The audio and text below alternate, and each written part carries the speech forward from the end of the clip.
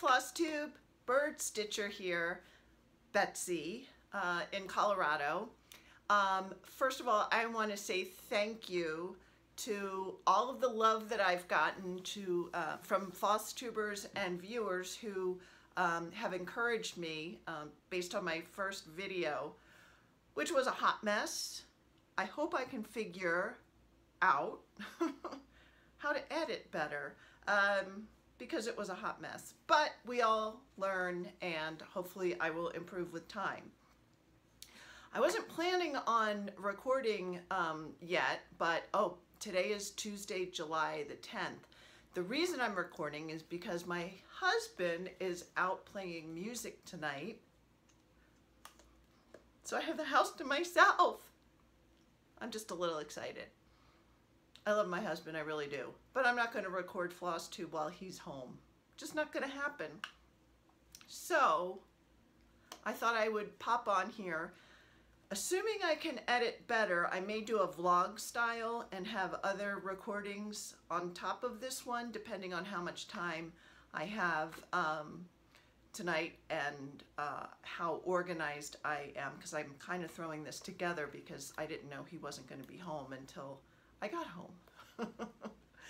Anyway, I want to start by showing you, because I didn't really show too much in my first video. I just kind of wanted to do it as an introduction. But I wanted to show you an FFO that I just did over the weekend. And Jeanie Swartz, if you're watching, I'm going to tag you because I know that you have said that you get concerned about finishing your projects in an FFO because you don't want to ruin the work. I'm there with you. I have a lot of finished objects, not really a lot, but I have several finished objects that I'm too scared to put into an FFO. I watch tutorials, I read up on how to do it, and I just freak out. So Sunday, I said the hell with it. I'm gonna do an FFO. So this is what, actually I did two. One is just putting it in a frame, and you'll see that in a minute. But what I did, I stitched, in addition to stitching birds, I like to stitch sheep because I like to knit. Knitters like sheep. So I did this by Nikki's Creation. I don't know if you could see it. It's the May sheep.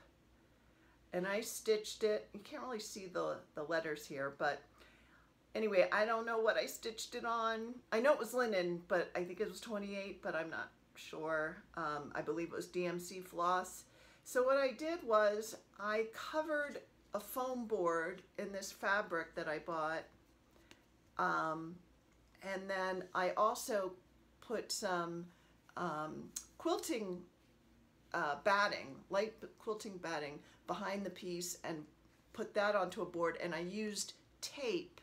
Let me get it. It's right here. I got this from Sublime Stitching, and it's double-sided tape that you can use to put on the back and fold over the fabric and whatnot. So that's what I used. I'm afraid of hot glue guns. So it's not perfect, it's not centered, but hey, I'm gonna get an easel or something and prop that up and maybe put it in my office. I'm proud of myself. I'm gonna pat myself on the back. Okay, the next one I did was the Little House Needleworks Piece Sheep. And I got this frame, there's a shadow on here, my lighting isn't great, but I don't know if you could see that. And I just got this white frame. I can't remember where I got it, but it's a 5x5 frame. And I just did the same thing. I put a little bit of quilt batting, and I wrapped it around a piece of cardboard and just stuck it in the frame. Who knew? I think it's cute. I don't know if I'll keep it in this frame. It's really tight because the back, I don't know if you could see, but it's a recessed type frame, so it's kind of smushed in the back. But anyway, those are my two FFOs that I did all by myself. In my first video, the opening video shows the Feed the Birds chart. I had that professionally finished back in 1997 when I did it, and it's beautiful. I wish I could remember the designer and the name of the pattern, because somebody sent me a message on YouTube asking for the name of the pattern. I don't know, but if anybody out there knows the name of the designer, the name of the pattern, please comment below, and we'll see if we can locate it. I just don't have it anymore. I'm going to try and insert a picture of that chart of the finished project here, just to remind everybody, and for new viewers, you could see which chart I'm talking about. And if you know what the chart is, please leave it in the comment section below. Okay, so now I'm going to show you some of my FOs that I'm afraid to FFO. Are you listening, Jeanie? We need courage. Excuse me. Okay. I actually ironed these, but then I put something on top of this one and there's a big crease in it. But this is Wilhelmina. A lot of people have been working on this. I know Nancy from the Addicted Stitchers just finished this not too long ago. I am looking for a round frame to put this in. I love it. This is 28 count and it's DMC. This was before I discovered fancy floss. Yeah. Okay. Western Tanager. I don't know if this is showing up backwards or not. Again, I'm just learning. But I put this on my Instagram. Oh, and my Instagram, you can find me at Birdstitcher. I put in an extra R on Western, and rather than take it out, I just put Western Tanager. I made it look like I meant to do it. Anyway, this is also DMC floss, 28 count linen. I don't know the brand or anything. It's before I really knew anything about it. This I want to get framed. I don't think I want to do that one myself. Sorry, I didn't mean to have you look up my nose. Black-capped chickadee. I have black-capped chickadees that come to my feeder and I love them. They're so adorable. It looks like I took a bite out of this, but I didn't. I don't know what happened. I might have ripped it or something. But I like that. I want to get that one framed. And Western Scrub Jay. I love him. And this is also, these are all 28 count linen DMC floss. The designer for this and the last two I showed you is Beth Twist of Heartstring Samplery. In fact, hold on. This is a series she did, Heartstring Samplery. I have to put my reading glasses on, hold on. Yeah, here's the Western Scrub Jay and the Black-capped Chickadee. And then there's American Rose Finch. This is the Bird Collection Part 3. And I have all four, of course. Here's Part 1. I should have done this in order, but I didn't. American Goldfinch. Black-headed Grosbeak and Mourning Dove. I have a lot of mourning doves, and I also have a pair of Eurasian doves. And according to my bird book, Eurasian doves are rare in Colorado, and the Eurasian dove has a black, kind of like a stripe on the neck. It's really quite pretty. So I might, when I do this, I might actually turn it into a Eurasian dove. I don't know. Part 4, we've got the song sparrow, the tree swallow, and the American robin.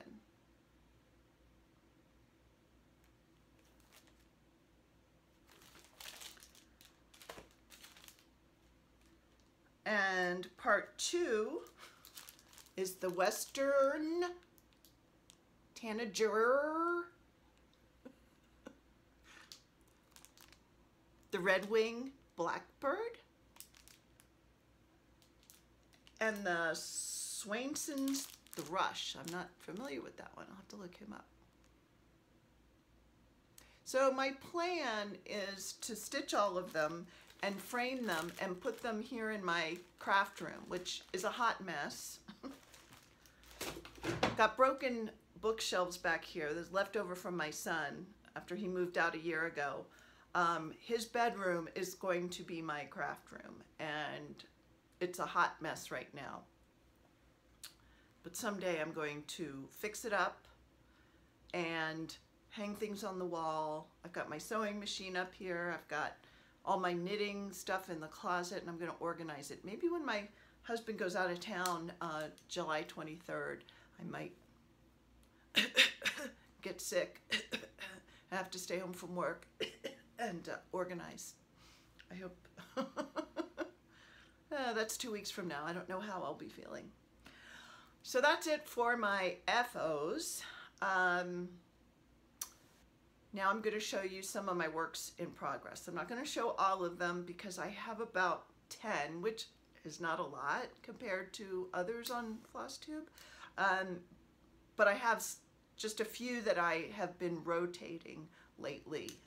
So I'm going to show you those right now, and then in future Flosstubes I'll show you other ones in rotation. So here is another heartstring samplery. Coffee bean sampler. I don't know. I hope it's not backwards. I can't see because I don't have my reading glasses on. And here I have made some progress with this. Oh, that's so wrinkled, but I'm working on it, so I'm not going to iron it. And I am right here. I just started the letters right here. Now this is 28 count Lugana DMC flosses. Beth Twist, I don't want to say always because I don't know, but every pattern I've done, she has a DMC conversion. Oh, and I may as well show you some of my toys. Here's my Bitzy Bob from Kelly. I have 4 of these. There we go. They are so handy, as you all know, and it's also in a Mama Joan bag. I have 6 of those, I think. I don't know. I lost count after 3. My next work in progress is a new one that is unique, exclusive to Jen Stitch and Niche. And if I can figure out how to put links, I will put links to the stores I'm mentioning, but it may take me a while to figure that out. This is the Purple Martin Apiary,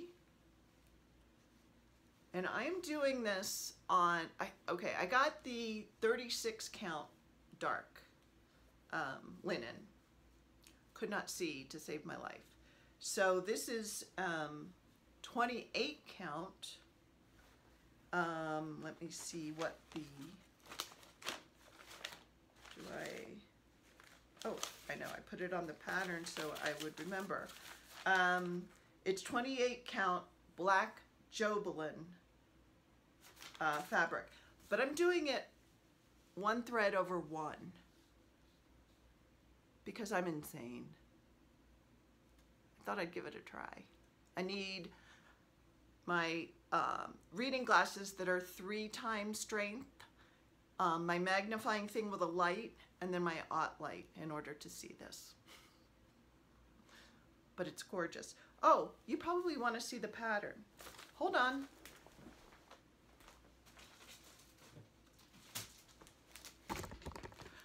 Ah! Sorry about that. Maybe I'll be able to edit that out. I don't know.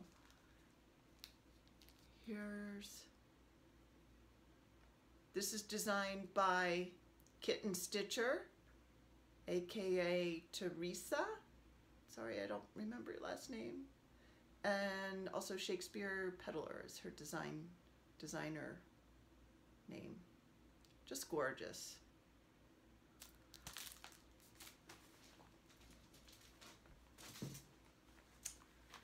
Next, we have the Little House Needleworks Dear Diary, Julia Flynn. Did I? Yeah. This is on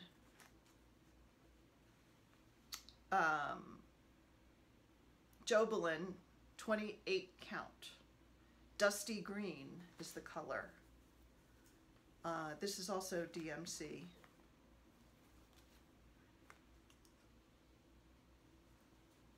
Let me move my...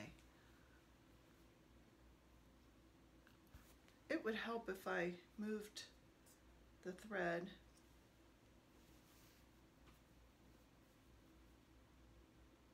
And there's my little bird needle minder. I really enjoy this. I think it's going to be really pretty. I like even weave. Does that make me weird? A lot of things make me weird. Maybe that's one of them. I don't know. And this is the last one I'm going to show you. Because Laura of Addicted Sisters, I'm sorry, Nancy and Laura. You know what? I need to eat something because I haven't had dinner yet. But Strawberry Fields Forever. Huge beetle fan. And this needle minder looks just like Mr. Cat, our cat who passed away. I love this. And this is on linen, 28 count. Okay. I discovered fancy floss for this project. Here's what it looks like. Or here's what it will look like. And this is Blackbird Designs. I'm sorry I didn't say that.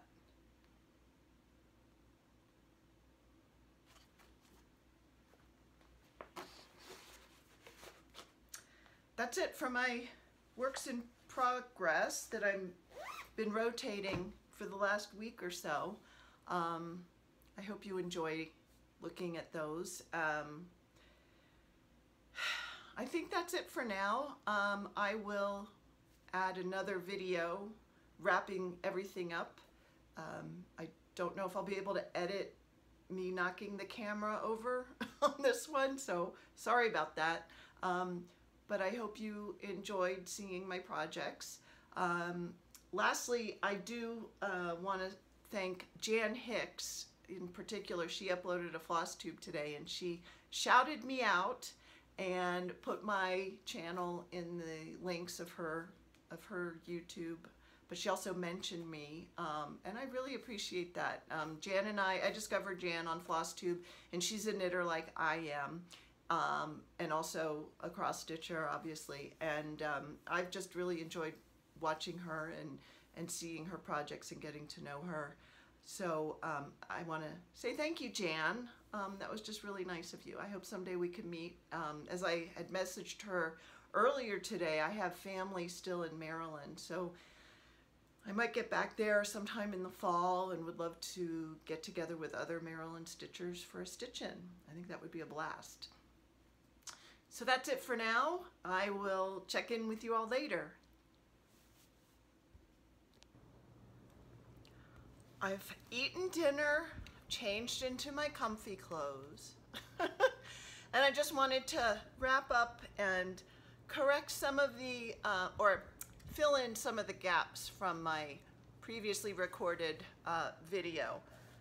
First of all, I realized I did not tell you what I was using on the Purple Martin Apiary. I told you the fabric I was using, but I didn't tell you that I'm using the called for threads, which are the fancy flosses that I have now discovered. So that's one thing that I wanted to correct. I also am not sure, well, I think I did tell you the threads for the other projects and the fabrics as well. The last thing I wanted to mention was the book I'm reading right now, because I know that as crafters we like to read, and as I said in my introductory video, I like Audible. I love Audible. In fact, I just finished the book, The Last Ballad. I think Julie of Gold Coast Stitcher recommended that like a month or so ago.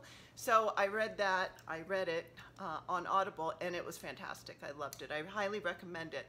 Right now I'm listening to a book, and I need to look and see who the author is. It's called Mozart's Starling. And the author is Leandra, excuse me.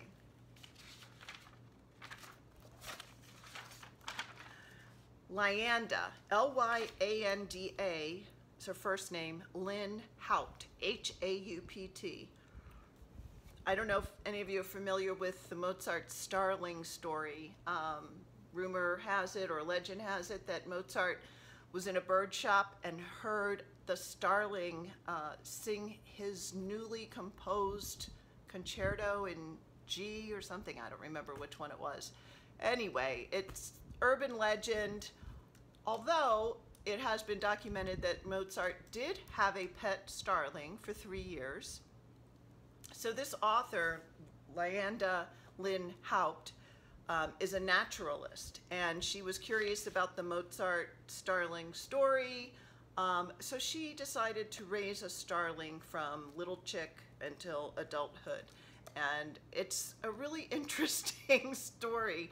It goes back and forth between Mozart and his starling and what that relationship might have been vis-a-vis his music composition and all that, but also talks about linguistics. It kind of jumps around a little, but I don't really mind. It's very entertaining. It's not that long. It's a 7-hour book on Audible, which is on the short side for what I usually like to listen to. So I think it's a fun read. If you're into birds like I am, if you're into music, then I recommend listening to it on Audible. And that brings us to the end. There are so many floss tubers out there that I love to watch. So my goal is to keep this under 30 minutes so that it's easy to watch. I am not going to try and predict a schedule for when I put these up because it may depend on whether I have the house to myself or not. Also depends on work, schedule, things like that. So I will just put them up when I put them up.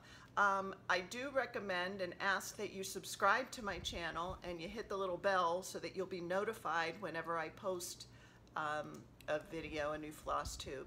That way you'll get a notice whenever it goes up on YouTube. You can find me on Instagram at Birdstitcher.